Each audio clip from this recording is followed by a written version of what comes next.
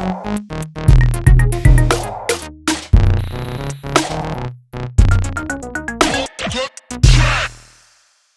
welcome to podcast number 9. Last winter, I was leaving for Asia, and regrettably, it was the day before IDA and Crack I was going to leave. So I was going to miss that. And a few days before that, DJ Friky mentioned that Toltech was coming by Prague and staying at his place a few days before IDA, where they headed out. So I bugged them really quickly, and they were down to have me come over and sit down and have a chat, kind of take over a little space in Friky's house for a bit. So I was already, of course, well aware of him and his crew, CTA from Chicago, for quite some time, mostly just because of the battle videos and stuff. And from, I don't know, I feel like since maybe 2013 or 14 I started seeing their stuff. Maybe it was even earlier. But started seeing those guys pop up in scratch battles and DMCs and all that. And I always liked his stuff, and you could see he was getting creative with it. He was doing all these kind of crazy videos with the green screen and stuff. He was clearly like really talented. So when I heard I could maybe meet up with him, I kind of jumped at the chance. And we just kind of sat down and talked about DJing and starting DJing. He started crazy early, which you'll hear. Kind of, how that whole Chicago, like the whole house scene there and all that kind of influenced him. And his roller coaster of a ride with DJing and scratching, kind of coming in and out of it. And so as always, please support the podcast and the other beat makers and scratch artists by downloading the Playground app. So there's lots of dope scratch beats there, and we've got a really great lineup in the works for the rest of the year. We've got a lot of really cool stuff coming out that we've been working on with different dudes. Quite a few scratchers, legendary scratch beat makers, and then a lot of kind of independent producer guys. Like we've had some recent ones, like the video in the background here. Have some like local Belgian dudes who live near the office that just make really dope beats, and we've got quite a lot of kind of beat-focused stuff too over the next year.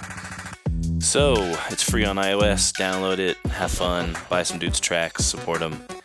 On this one, I picked a performance video from IDA 2018. So we talked a few days just before this. I thought it was really relevant. This was just one of many rounds, but this one in particular I liked. I believe this was the final against K-Swizz, where Toltech in the end came out second place for the technical category. I could tell for sure, like after this talk with him and kind of understanding where he was at mentally, with his like dedication to turntablism and scratching. I'm positive he's gonna have a world title in the next year or two. So I know he already won a regional this recently in the USA for DMC, and we're definitely gonna see a lot more of him to come. So I hope you enjoy the podcast. Podcast number 2 will drop in 2 weeks. I'm gonna try to keep them coming every 2 weeks, as long as I don't get too busy. There's quite a lot recorded though already. I've got lots of people from all over the world coming up. Very, very different parts of the world, so it should be interesting. Enjoy it, and that's all. Peace.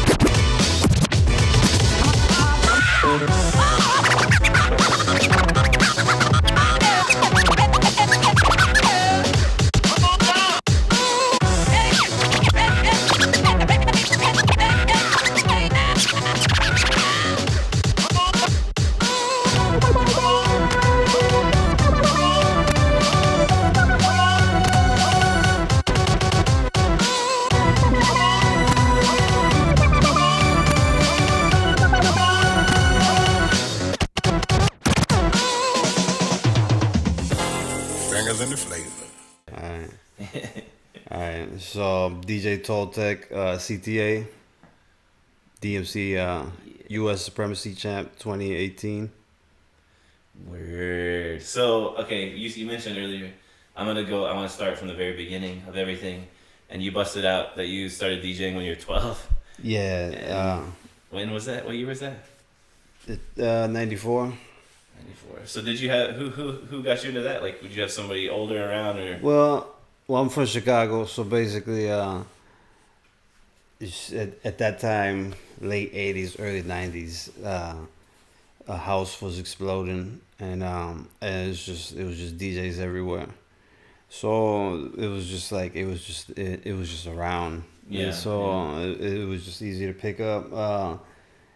So as soon as I like started to become of age, for it was like, I don't know, maybe 9 or 10, I started to realize, like, okay, the stuff that I was listening to on the radio, I wanted to control, because every day there was a mix at 10 o'clock, at 10 p.m. There was the mix masters, they called it, and so it was from like 10 to 12.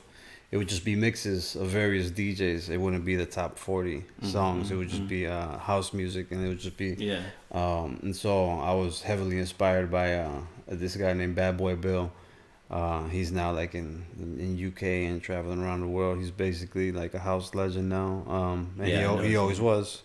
So so at that time he was he was basically, he was the bridge to house music that became worldwide, and now is electronic, whatever. It's transformed. So so that's how it happened. So I knew about that time, about 10, 11, that I wanted to get on the tables, but my parents just didn't take me seriously to buy all this expensive equipment. Yeah. Finally, after like a year or two of like not stopping, I just got like a Radio Shack realistic mixer that I got for my birthday or something, and then just like a turntable that my pops had,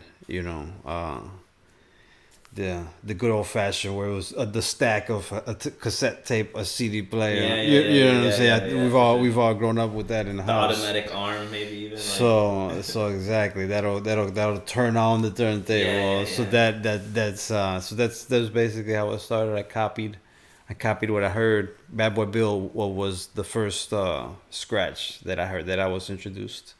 It would be later, a couple years later, when I got into high school, that I heard Qbert. I heard the Beat Junkies, so Executioners. That was like 95, 96. So basically, yeah. So that's when I got into high school, 96. But by the time early 97, my friend gave me a DMC World, which was 97. A-Track won that. Yeah. And so I seen that, and it was over with. I didn't turn back. So that's basically what happened. So by that time, that was I'm like 16 years old or whatever, with the tablism and shit. So I already had a few years. When that dude that showed it to you, was he scratching, or was he was like? He wasn't scratching. He was. His name is Mike Zero. So he was a year older than me. He was when I was freshman. He was sophomore. So I was coming and scratching. My style was like Bad Boy Bill style was basically like Joe Cooley. Yeah. So scribbles, chirps, tears, over like 125 BPM. House. So it's like some stabs. So that was the style. So I came into high school, and he was just a party rocker. He still is. And then he was just liking how I was scratching, and he went to go look on the internet about more info on scratching, and then he found ordered those tapes. So it was a kind of a that's right. it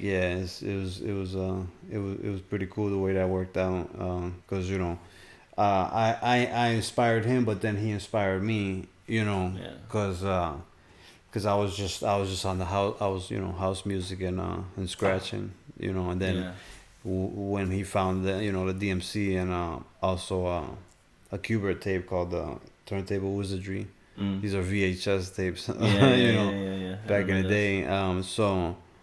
So basically, we would, after school, just go over to his place, and we would just session out for a couple hours and shit. that would happen. That would happen for months on end, and that's when I started seriously becoming a turntablist. Yeah.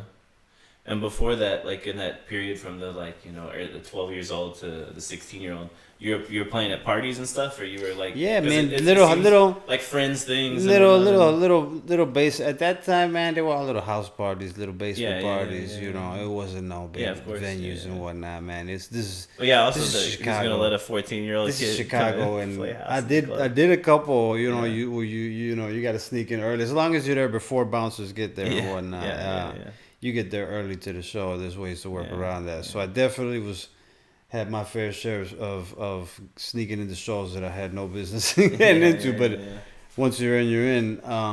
As long as you're not coming out, nobody's nobody's asking any questions and whatnot. You're not causing any ruckus. I'm not.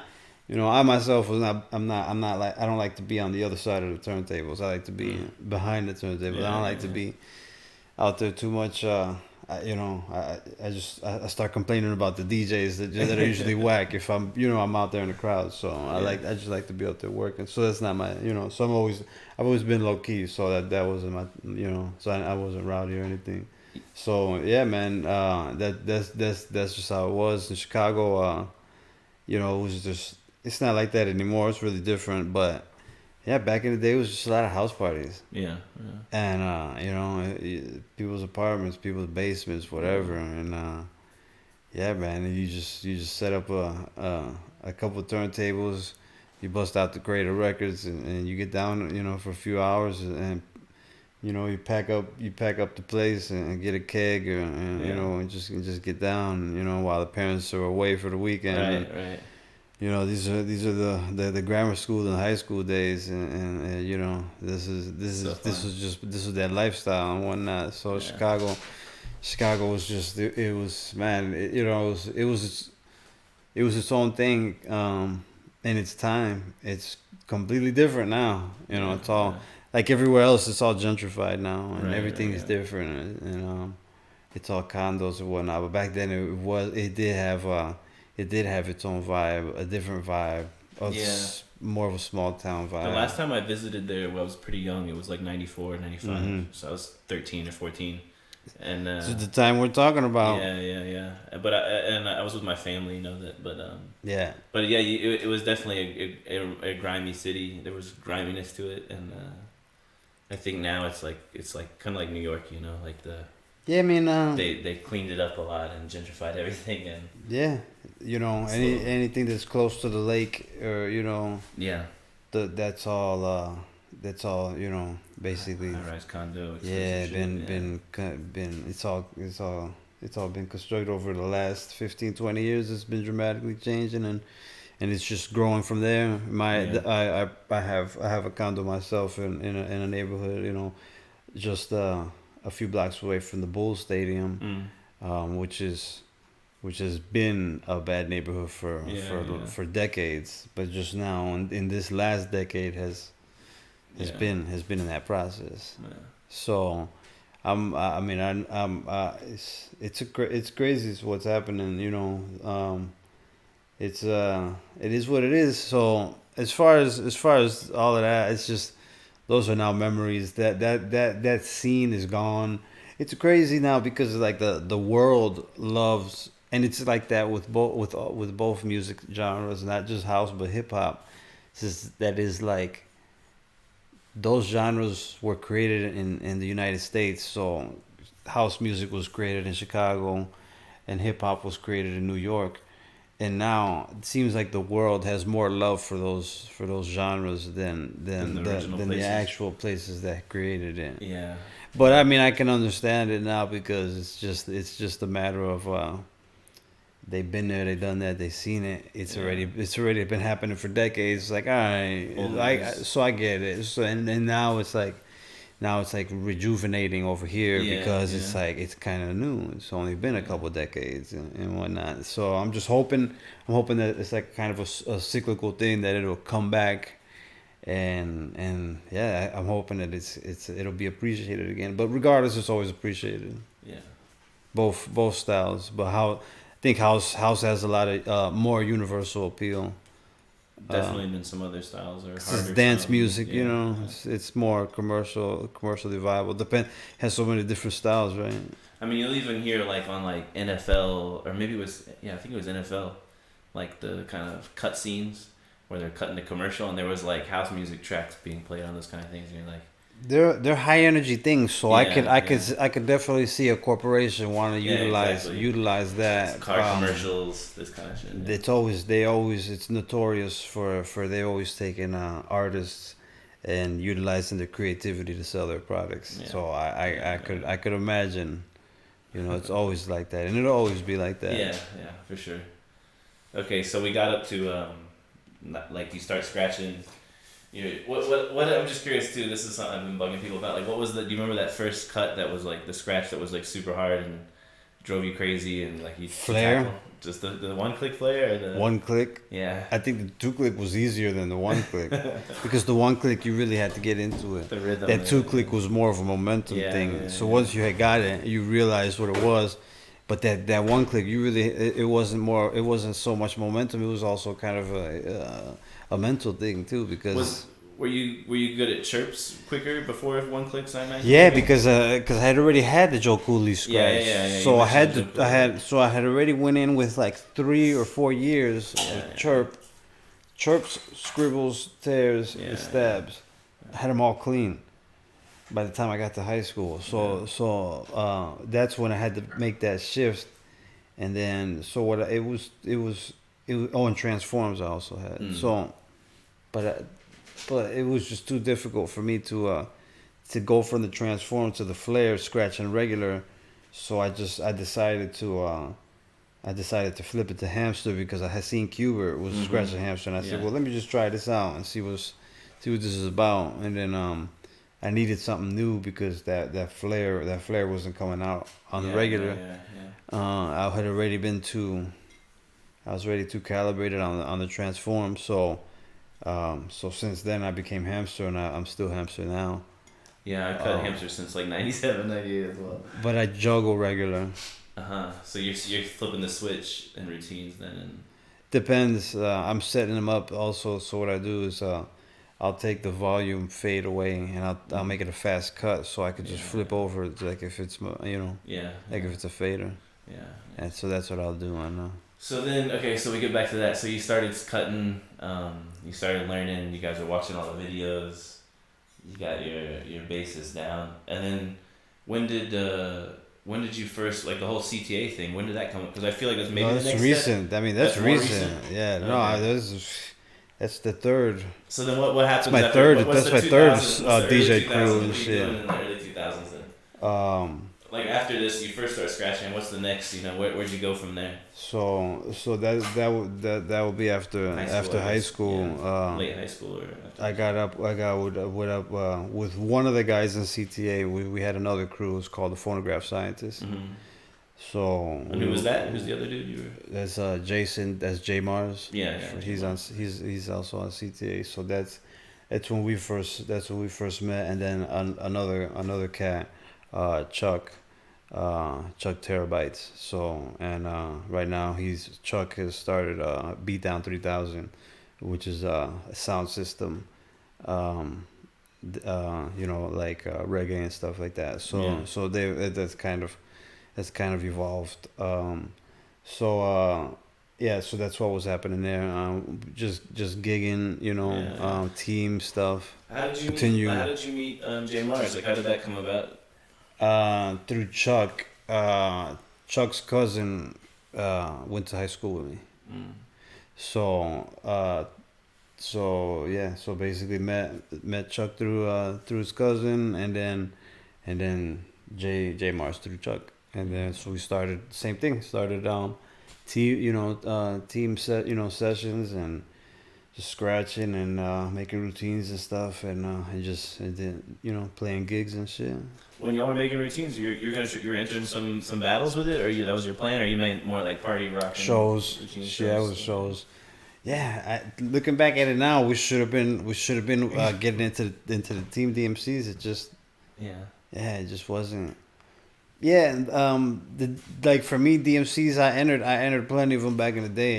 It wasn't that serious to me. It was just always there. I took it for granted, I guess, Yeah. because it was always When did there. you first enter one then? Like 99 or 2000, Okay. something like that. And how'd you do? How'd that first one go? I mean, I always got into the final six, but I never, I never won. Yeah. So because at that time it would be at least 15, maybe 20 DJs that show up, and do you remember who won that first time? Then they get it down to 6. Who was in that battle? I'm trying to think of who was around then. Who won that battle? Oh, man, I couldn't even tell you, man. I mean, I could tell you our legends, our Chicago legends that probably took that, which would either be Kiko, Sprite. Kiko. I met Kiko back at that time. He came down to Austin. Yeah, he lives out there. He came down there and was hanging out. I hung out with him a bit and cut with him in I think 99 or 2000 or something like that. Maybe 2001. Yeah. So probably one of them took it. I can't remember. It was so long ago. Precise. Yeah. I guess he's out in Atlanta or something. He's in Atlanta now, yeah. And Sprite is in LA. Doing more festival stuff, big. So you were just entering them every year, basically. Yeah, basically. But it was the type of stuff I would make a routine a couple weeks before the battle. I mean, you just can't do that. Yeah. You got to do this is all year round thing. Yeah. So I was just too young. I'm a teenager. I'm not really. Yeah. I could have, all this, coulda, shoulda, whatever. Right. But that's why I'm here now, because, after that, now we get to the mid 2000s, and I'm getting into my early 20s, and it was just the motivation just started to go down, and the music started to change. Dubsteps came in. Yeah. And the boom bap sound faded away. Right. And everything changed. Did you get into dubstep when it hit? No, and so that's basically, I took a couple years and stepped away. Yeah. From DJing in general. It was always there, but it wasn't. Yeah, I lost the fire basically in those years. So now by the time the 2010s come in, I started slowly, wanting to come back, and at that time I had just particularly it was 2012 when I got my condo. So I had just kind of been focused on saving and getting a place. So I purchased a condominium. What were you doing? You were working or something in that just working and saving up throughout the years. Since I wasn't really focused on DJing, I was just trying to get a place and whatnot. Yeah, and not trying to rent all my life, So, so finally, the economy kind of was crap. Yeah. So the prices got realistic, and finally, that was the last time that you could buy at low prices, because now everything's back to normal prices. It all rebounded late 2012, starting to go back up. 2000, by 2013 and 14, everything started to get back to normal prices. So I got lucky, got the right time. I got I got a cheap foreclosure, and was able to get a place, and that kind of stilled my mind. As far as I had a place, that's huge. So that was my own. So I was kind of in the right place to I made the decision that I was gonna come back. I wanted to take it serious and to see how far I could get. Yeah. That was kind of my idea. So that was basically around the same time after I got the condo. It was when I made the decision. I was like, I'm gonna do this for real. So a year or so goes by, and then 2014, and then we made it to the World Finals. Yeah. But so then in that period, you kind of reconnected with the CTA. Oh, so yeah, right? So I jumped. I kind of jumped. So then so so we all live in the same city. We all live in Chicago, but since I had been just now coming back onto the scene, we didn't know each other personally Right. through whatever through um, uh, any through at any time before. This guy J Mars, he did know them, kind of. They were like acquaintances, but I didn't, and so yeah, we were at a battle. It was a DMC, so I think 2013 or 14. Mm-hmm. I think it was 2013. Yeah, we it wasn't even in Chicago because Chicago stopped having the DMC at that time, Yeah. and so it was in Cincinnati, and so we all battled, and I was like, oh man, I hear the announcer. They're like, oh, they're from Chicago. I was like, oh, all right, cool, they're from Chicago. So I talked to them, and so I was like, man, when we get back to Chicago, let's see what's up and let's have a session and build, and that's when it started. So I would say 2013. Yeah. With the CTA, and then so we were like, oh, let's enter teams, and so yeah, so then we entered teams, and then we got in, and then we got in 2014, and then for which was one of the last, which is this right here. And he doesn't just travel with that, by the way. That was here when he arrived. He doesn't just rock. By the way, here's the DVD in case you want to see the footage. It's in my pocket at all times, as it should be. It was on the shelf in Freaky's house. So. Yeah. So we battled this guy. So we battled this guy, the The Trouble Team, right? Yeah. 2014 World DMC. So we battled as teams, and then so yeah, that's basically the birth of CTA, and it was just like an idea of us coming back together and trying to put Chicago on the map, and having Chicago be known for scratch and for turntablism, because it wasn't, and it hadn't been for a long time, and I didn't want it to be just like, oh, it's only California and New York. Yeah. So I wanted to, not only U.S., but I wanted the world to know, Chicago's got good DJs, good turntablists, and we do. We've got a lot of world caliber, not only turntablists, but party rockers, and there's a lot of good DJs out in Chicago. So I'm just trying to do my part, which is turntablism and also party rocking, but. I mean, my passion is turntablism, but I love to perform for crowds, and I for me, I definitely understand that most venues aren't just gonna want you to go up there and scratch for a couple hours and beat juggle for a couple hours. So I definitely I like to be versatile, party rock as well as turntable, So, but yeah, for me. I just love to practice and try to get technical and try to learn new stuff. Like when y'all did that 2014 team sets, how long did you guys spend on those routines? You properly sat down for that year and knocked it out, or remember how that went? The process for that went? No, man, it was so last minute. We got put together like in a month and a half or something like that. Yeah, everything was so last minute because it was all decided so last minute. Yeah. I was like, you want to battle? We're like, yeah, we should battle. And we battled. It was like a deadline type. You know what I'm saying? Yeah. I was like, are we going to battle? Like, yeah, let's just battle. You know what I'm saying? Yeah. And that's how it was. I wish we went in with that much practice. It was pretty chaotic and stressful and hectic. And, oh, man, it was definitely a memorable time. I'll never forget. Because, we're first coming together. Yeah. We're just getting to know each other. It's summertime in Chicago, which is like, over 100 degrees. Fahrenheit. Yeah. And it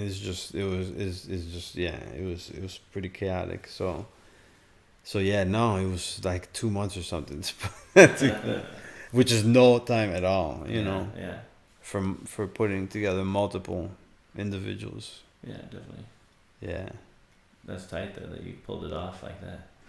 I mean, It's a that's nice bonus. pressure creates diamonds, you know. Yeah, definitely. Definitely. Yeah, there's no slacking. That's kind of how I always work. I procrastinate, and then I always just end up putting together something solid. You know? So then, okay, so like, what about, because you went on to do the DMCs for 2015, 16, 17, the regional, you won the regional DMCs for that. Was it the same styles with your setting up for these as well? Where you're like, I think I'm going to do it, and then last minute, No, entering, no, right? that can't. You can't do that. That's what. No, Yeah. that's what I was saying. That's what I was doing. When I was a kid. But Right. that's not how I'm doing it now. Now I'm doing it the right way. It's just all year round. I'm working Yeah. on routines all year round. And and then by the time they drop the date of a battle, I've already got those routines going for months. Yeah. You know, that's how you got to do it. Right. There's no way in hell you winning the battle. That's impossible. You're not winning the battle. You're not winning the DMC battle without proper preparation. That is absolutely not happening. Yeah. So now it's all year round. It's all year round. Yeah.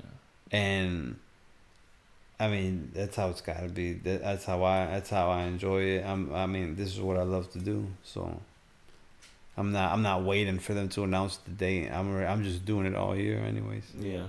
But then, so then you had all those regionals, and then I guess the first time you went back for the world thing would be DMC this year, right? Yeah. In London. Yeah. So the regionals that I won was 2014, 15, and 16. And then oh no, I think it's 15, 16, and 17. Yeah. And then 8, and then this will be you won that. This will be the US 2018. Yeah, the US championship will be this year. And I remember you won that the Battle Ave cut the cut. The Battle Ave 2014. Yeah. That's the one. That's the one. Yeah, it was so. Shout out to Antrix and Battle Ave. Yeah. Probably yeah. gonna head out there to NAM. Yeah. With them, Nice. in next month. Yeah, in January. Yeah. Mid-January or something like that. What I'm curious because I imagine like since you were DJing when you were young, how are your nerves? You know, with like all these battles, like do you get? Everybody gets somewhat nervous or whatever, but some people get crazy shaky knees, shaky hands, sweaty hands, whatever. Fucking. But like it's always an adrenaline rush, man. It's the nerves are there. It's just I like to be on stage. I enjoy to have a crowd in front of me. This is something that I enjoy. Although I definitely do get, the same nervousness that anybody else would feel. Right, It's just that I enjoy it. It's like I'm not an adrenaline junkie, but like that's the good way to explain it. Is like some people climb mountains, for that rush. Yeah. But it's because they you don't look at it as fear, but you're experiencing the same emotion. Yeah. But it's how are you perceiving it? Right. Because I work my whole life for those moments to go on stage. It's hard for a DJ to have a platform to perform their art. You know what I'm saying? So when you get a chance to do it, it's for me the nerves are more that I wanna perform the routine exactly the way I envision it in my head. Yeah. Those are the nerves. Yeah. Not that I got 100 or a couple hundred people, watching what I'm doing. It's me. It's I'm going through the patterns in my head, and I'm thinking to myself, okay, I want them to sound funky. I want them to sound clean. Those are my nerves. You see what I'm saying? So it's just the pressure. It's just the pressure that I put on myself. But as far as performing, I love that, man. And I definitely you definitely get a little bit of the shakes or whatever, but all of that is controlled. You just that's normal because you're in front of a huge crowd. But it's just that you're so excited that you actually start. Yeah. Like I said, the body's gonna go through the same physical reaction. It's how are you thinking about it? Yeah. So I enjoy it. yeah. Sounds like it. So then, how did USA, or sorry, the DMC Worlds. How did that go for you? How did it World, work out I made it to semifinals, for you? so top four. So I didn't win, but I definitely learned a lot. You feel like you leveled up? Yeah, it's just every year I've been progressing, and that's the main thing that I'm focused on, is getting better every year, and hopefully make it back, do it again, and from what I learned, actually get Yeah, get to the top, make it to that milestone. So one thing that I've learned is just it's all a process, and I can't think too hard or get too down about a battle that I didn't win. It's all a process, and yeah, I've steadily went from a regional to a national, and I'll get to a world level, and it's just it's like how they say war is won with endurance, so yeah. you just gotta be the last man standing. So Yeah, that's basically what it is. Just not give up too easily because you haven't won. You see what I'm saying? I basically just learned that nobody in this game has just come up and won out of nowhere. I would say the only person that did that was A-Track, and I don't think that'll happen again. Yeah. So it's everybody has taken years and years to get a world title. Yeah. So it's not gonna be any different for me. Yeah, man. Yeah, that's an interesting outlook on it. I didn't really think of it that way so much. So deep. So then we've got IDA coming up in a few days, Friday. Yeah. And this is the first time you've played there, right? For the Yeah, I've been trying to get in there, but it's just there. It's a different process over there, and I didn't know who to communicate with, and they're based out in Poland, so it's And so far I don't have any way of communicating. So it's the first time you've entered IDA in general, right? Yeah. Yeah. That I even able to contact them. It just so happened that after DMC World, I left London, and I did a little mini tour on in Europe, and so one of the countries I went to was Spain, and I talked to a cat, Jose Rodriguez. Yeah. And he just basically was like, we had the conversation about IDA, and so I told him the same thing. He was like, oh, I got direct contact with Thomas. So I was like, oh really? I was like, well, let's see, just send him an email, see what happens. Long story short, he gave me the wild card, and I'm here. Yeah, sick. And so, so I'm gonna. It's a little bit of a different format, so I had to rearrange some things. It's a lot more material. So we'll see how everything goes. But pulled some. I just pulled some older stuff. Made a couple of new stuff. So then you kind of, you kind of got stuck with not having time, in a sense, to fully prepare. Man, I be coming back. This is my third world final. They be coming back to back to back. They have not given me any chance to breathe, 2 man. months apart. Yeah. Because right before I won the US DMC, I had came back from New Zealand from the Kame House battle. Yeah. How did that go? I forgot about that. I totally forgot about that. Yeah, so you went that was. With Camille and all the boys. It was an amazing experience outside of the battle. Yeah, it looked like they did a lot of cool shit when you were down there. We were actually living together for a few days. There was like 3 apartments. Yeah. And like the competitors, the judges, whatever, everybody was just basically living together. It was like a camp. It was like Camp Kame. So it was pretty amazing experiences. It just felt like it felt like a retreat of DJs. Just like the world best DJs. You're just looking around and you're just like, well, these guys are all national champs of their country, So that was an amazing experience. So that battle, so it was a week before the DMC. So I get back from New Zealand, which is like, I don't even know the time difference. It's like 9 hours. Yeah. It's ridiculous. and so I get it took like 20 hours almost from New Zealand to Chicago. Yeah, it's ridiculous for sure. So I get back from New Zealand, and then I get back like Monday, and then the DMC the US final is like Saturday. Mm-hmm. So I had like just a few days to like actually calibrate that 9-hour difference that I was just on. No, yeah, it messes you up for sure. And then that battle was different. That battle had 7 rounds, I think. Yeah.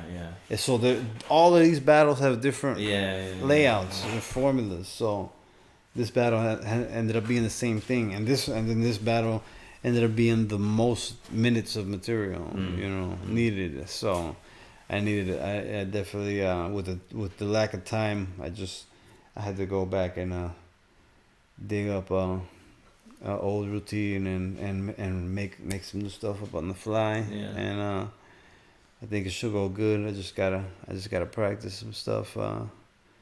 It's good to practice while I'm out here and get recalibrated. Yeah, definitely. It's not good to just go into a battle like raw, off the plane and jet lagged and everything. Yeah, so weird. That's why I get here early, a few days early, so I can just recalibrate myself. Yeah. And then I'm curious, like, because you've got the like party rocking, you're into house music. It seems like almost the Red Bull 3 style thing would be something that you could kind of dominate in, but it would be, and I think about it. But I tell you the truth, that needs its own time, and to do both is just impossible. No, and I thought about it, but it's like to work on that, I honestly I feel guilty that I'm taking away time from working on. Yeah. What I really want to work on. Yeah. But I it might be in the future. It just as it is right now, I'm too focused on winning a technical title than a party rock title. And so then that's your focus, I guess, the next few years, right? You want to get there. You want to get the world title, and you're gonna So I kind of feel like the technical title has to come first before I win. That's understandable. A Red Bull or a Goldie, right, type of a title. I don't see any time soon that I'll be stopping. So I feel like with the way the technology's changed and everything, there's just so much more we can do. And I got so many new ideas, so I would like to keep going. If I didn't have new ideas, I wouldn't keep going. But I do have new ideas, and I feel like I can progress myself and also hopefully progress the culture. I want to add something to everything. I just don't want to do the same things. Everybody's kind of doing the same things. Everybody just copies each other. With your routines, then are you creating any, like, are you producing anything? Are you making any beats or anything like that, or any like even making little scratch sentences? I can, but I don't. Sentences or stuff like that. Well, I definitely do. I mean, I use other people's beats, but I put them into a DAW and I cut them up. And then I make essentially my break records. So I do all of that. I little scratch sentences or whatever. I mean, that's all. I spend a lot of time. I spend over 50% of my time on that. Then on the turntables. Have you published anything? Like, have you put any No, I don't. No, because those are my battle sets. Right. So I don't really want to put none of those out. But I do have beats and stuff that I have worked out, unfinished things that I need to put out. That are like just instrumentals with maybe put some cuts over them. I want to put out some loopers and stuff. So I definitely have unfinished things because I do produce. I've learned a lot. I've learned music theory, but it's all for the turntablism side. But I know that if I apply it to production, I can make some really cool stuff. And I need to, and I should. Just gotta make the time, but obviously you're focused. That's the problem. Is the time, and so. You got time. We're still young. Yeah, I'm trying to knock out the world title first, and then Sounds like a solid plan. That's all I'm trying to do. So Yeah. can't you start doing too much, and then it's overwhelming. Yeah, that as well. It's too much. Yeah, man. Yeah. So that's it. I guess that's the future. The future is the next few years. And you're gonna you think you see yourself staying in Chicago? Not really. I don't really want to be there no more. I don't really want to be in the United States anymore. Yeah. I'm ready to branch out. Yeah, man, it's fun. I mean, I love living over here. I've lived over here for a while. I love traveling. You know, like going over to Asia for a chunk of time and going to South America or something like that for a chunk of time and like getting a new perspective, hanging out with some new people to scratch with, and it's good, man. That's what's happening right now. I mean, that's what I'm on right now. So I had my first taste in October after the DMC. Usually everybody just battles in the DMC and they go back home. Yeah, that's retarded. And I was like, well, you know, since my prize was the ticket to London, I was like, well, I can just spend money buying tickets to the other countries. Yeah, man. Cause it's like it's like $80 yeah, to go. tons. I was like, so you're telling me it's $80 to go to Amsterdam? I was like, all right. And then I was like, well, you're telling me it's $100 to go to Serbia from Amsterdam? Okay. And you're telling me it's $75 to go to Italy? Sure, why not? Yeah, man, and so that's what I did. And EasyJet and Ryanair. You know, and yeah, man, and I just took advantage of that, and then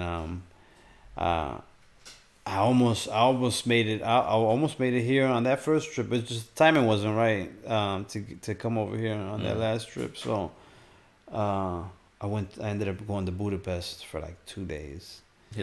They got some dope spas there, man. Yeah, so I did that, and then and then you know I'm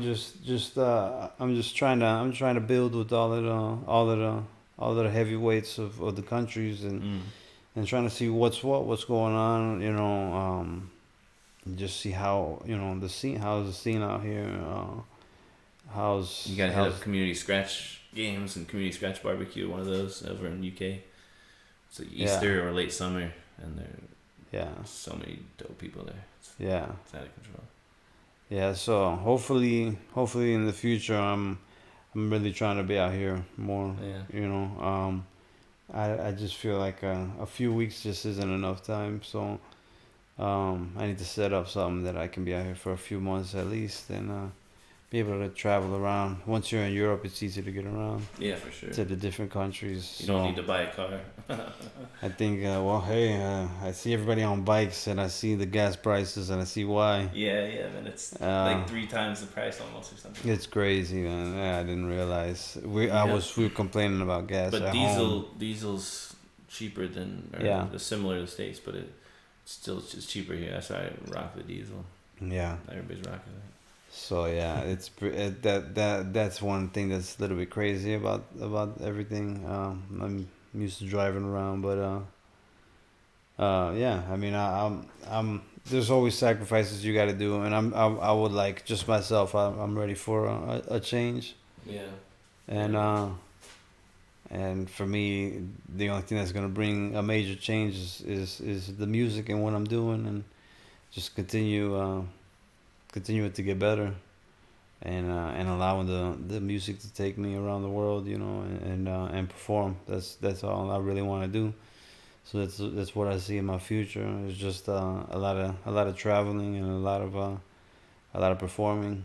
Yeah. And just working on content. I just want to just keep putting on content and put on you know, good music and cool videos and just entertain, you know. Yeah. I enjoy it, you know. That's just what I like to do.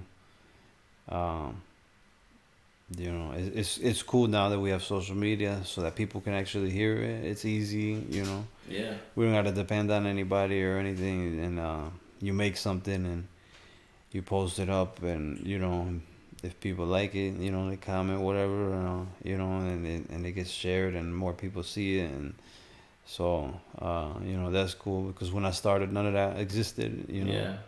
So it's changed a lot in the recent years. it's just I noticed it's such a different game, and so for me, it's been around. Luckily, I started young. You know, a lot of people start after they're 18 and 19. So I could be a legit veteran, but still be young enough to be able to adjust to what's happening. And I mean, all of this is pretty perfect. You know, I've been waiting for all of this. It's just working with MIDI and everything was too difficult back then. In the early 2000s. Now you just put the USB in and it plugs and plays.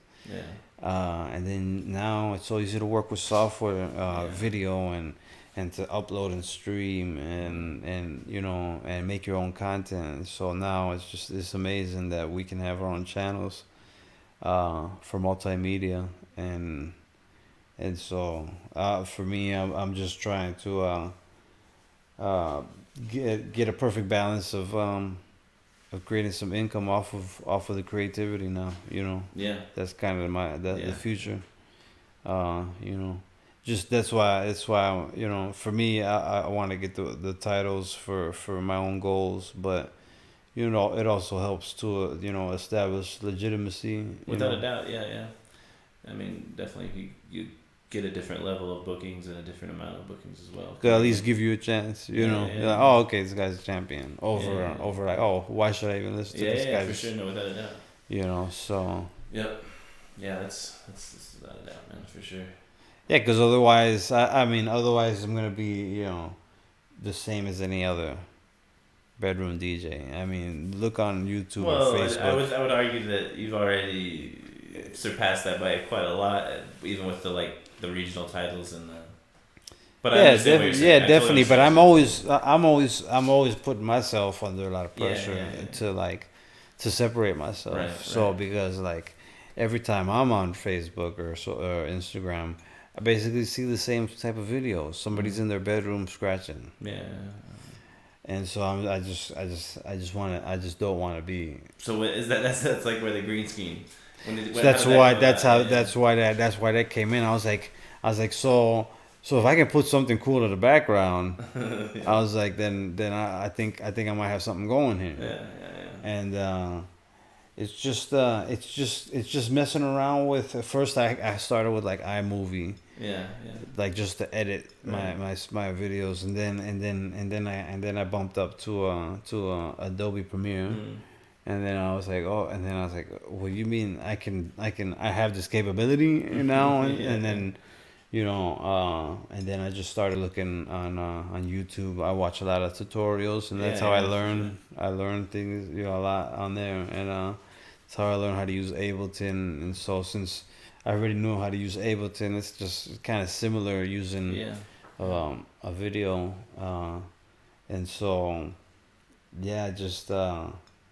just it was a curiosity, you know. I was just like, man, I just want to bump up the professionalism. I want to take it to the next level. I want it to look like some Hollywood type, and so I learned how to use that, and so I started messing around with that and making the green screen videos, and I seen that people really liked them. I was like, all right, you like them? I'm gonna keep making them, you know, and so.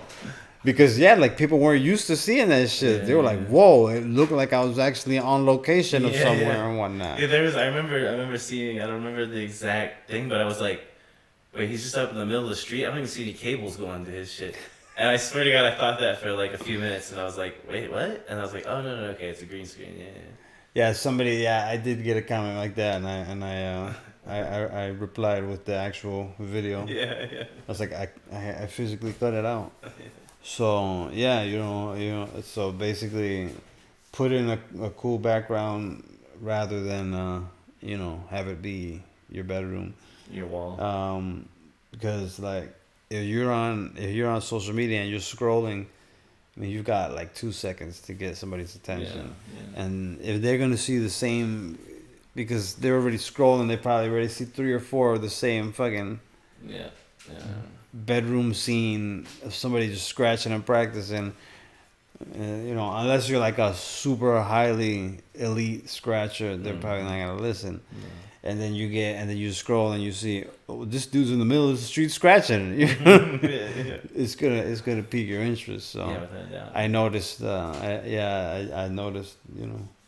Well, people like it. I was gonna keep doing it. So I've been just trying to learn more and more and added new techniques to it and different angles and stuff like that, and just see how far I could take it. I just haven't had time recently to make more, but I've learned a lot of new techniques that just can get it even more professional. So, but that takes time. Everything takes time. I just can't do everything. So. I do that. I mean, I do all the designs for if it's shirts or album covers, or mix covers that I'm doing and shit. It all takes time. Those mixes you guys are making, I saw. It's been a while since I saw some. I saw some like CTA thing a few years ago. Y'all putting mixes up anywhere? Is there anywhere people can go download some mixes? Yeah, I mean, I got my mixes on Mixcloud. On Mixcloud, yeah. So you just go. I saw your Mixcloud on DJ Toltech on Mixcloud. I've got basically like five mixes or so. Everything's different genres. Yeah. I'm trying to be versatile. So I'm trying to get different kind of gigs and whatnot. So it's just you'll find different stuff on there. Well, I was gonna ask you earlier and I forgot about it. The name, where's the name come from? It's the Toltech is Toltech. Yeah, no, it's a tribal name. Yeah. So just this, I'm just into like like shamanism and just stuff like that. So I wanted a name that resonated with me, and not just like a cool sounding name. Everybody's got a DJ so and so, and DJ amazing, DJ that, and so I was like basically thinking of something that would reflect me and so on. So that's I felt that one suited me. When did you start using that DJ name? Since you were young, or no, the same time when I got back. Yeah. Okay. So. Well, what did you go by earlier when you were a kid? What was your DJ name when you first started? It was a long acronym. A FLIM. It was FLIM, which was freshest life form, innovating music from love and motivation. So it's like a super long name, which is not like the best commercially viable name. So yeah, that's what that was. So yeah, after I decided to come back, I was like, well, that's not gonna work. It's just like too long to explain to people. So I needed something else, and I was like, well, I was that was like I was heavily at that time, kind of training in shamanism and stuff. So I was like, I think that'll be the best for me at that time. So that's how I came up with that name. And then for CTA, it's like our public transportation in Chicago. Chicago Transit Authority, right? So we just changed it to Turntablist, Chicago Turntablist Authority. So that's like for us CTA, it's like it's a part of our lives and shit. And officially, is there like more dudes in CTA? You know what I mean? I feel like I've seen like flyers or something, and there was like maybe I'm wrong, but there's 4 of us. So it's myself, artist, Ambidextrix, and J Mars. Yeah, Ambidextrix. That dude was living in Seattle, right, recently? He moved, with his wife and his daughter and his son to Seattle, Washington. Yeah, one of my friends who lives here right now was hanging out there like last year, and they were cutting together. Yeah. He's that guy stays traveling, so he gets around, and he's always building with heads. So I'm sure people have crossed paths. So yeah, he's out there. The other guys stayed in Chicago. And looks like I'm the next one to leave and see what else is out there. I don't know my destination yet. Yeah, when did you meet artists? Like, how did you guys? Like I was saying, and like that was 2013 at DMC Cincinnati. Okay. Because Chicago didn't have a regional, so for us to battle, we had to leave. So it's crazy that we met outside the city. Yeah, it's funny, man. It's so funny. But artists and Ambidextrous knew each other for years. Yeah. And then what about like I'm just thinking I've seen videos even recently of like a bunch of Chicago dudes cutting in kind of like a big open studio space. I think Toe Style was there in the video. Is there some sort of like artist is part of Scratcher. yeah. So he's the Chicago Scratcher. Yeah, right. Scratcher's like originated in Canada, but it's a Right. worldwide thing. So That's from different countries. Mike. Yeah, it's Mike and Paul Scratch. Yeah. So they basically have representatives around the world, and artists is the Chicago Scratchers. So when you see like any event in Chicago that is a turntablist related, it's more than likely he's involved in it and probably is coordinating that event.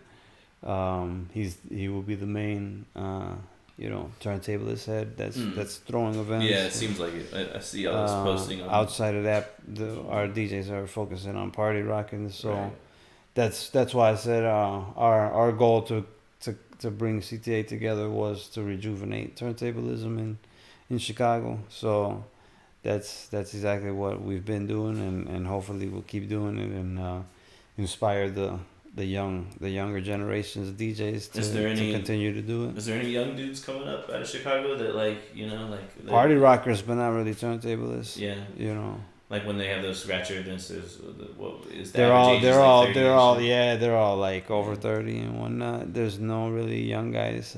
It's the same when the young guys. The young guys want to make money and they want to gig and you know what I'm saying.